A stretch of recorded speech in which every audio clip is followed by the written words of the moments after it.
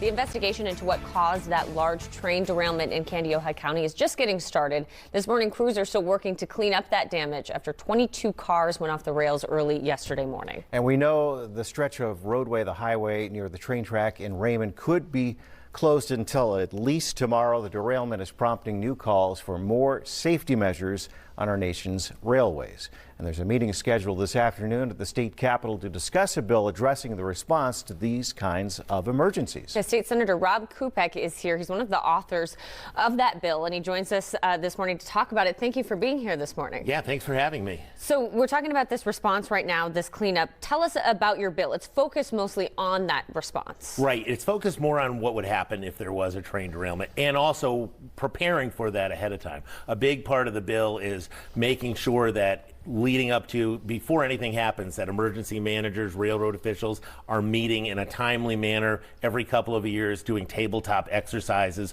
bringing all the people together to make sure that if an event happens, we know what to do. The second component really is, if an event happens, it starts to set down some specific timelines within when the railroad needs to get in touch with emergency managers. Well, thankfully, we know no one was injured. It happened about a mile or so before town, which is a good thing.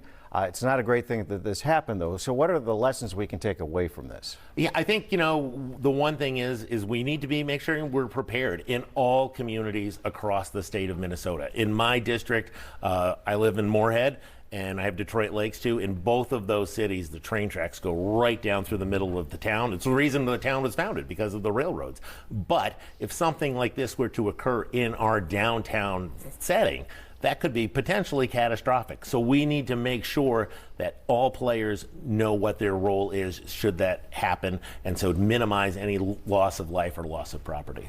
We know a lot of these railways, they go through a lot of rural communities, and we know that those rural communities sometimes struggle to make sure that they have all those emergency responders. How do they work together, and how could they be trained to have a strong response to something like this? And this is where that tabletop exercise really is important. Right now in the statute, it's a little vague on how often they have to do that, and this would set down specific guidelines and really specifically talk about who has to be at that. It also has a provision that allows for the communities to know what's going through their towns, because how a fire department responds to one type of, this case it was an ethanol, if it was an oil, there's all different kinds of chemicals. Some you can use water, some you can't. That also would allow those communities to know what kind of things they need to stock in their fire departments to handle an emergency. And in this case, ethanol, they used foam.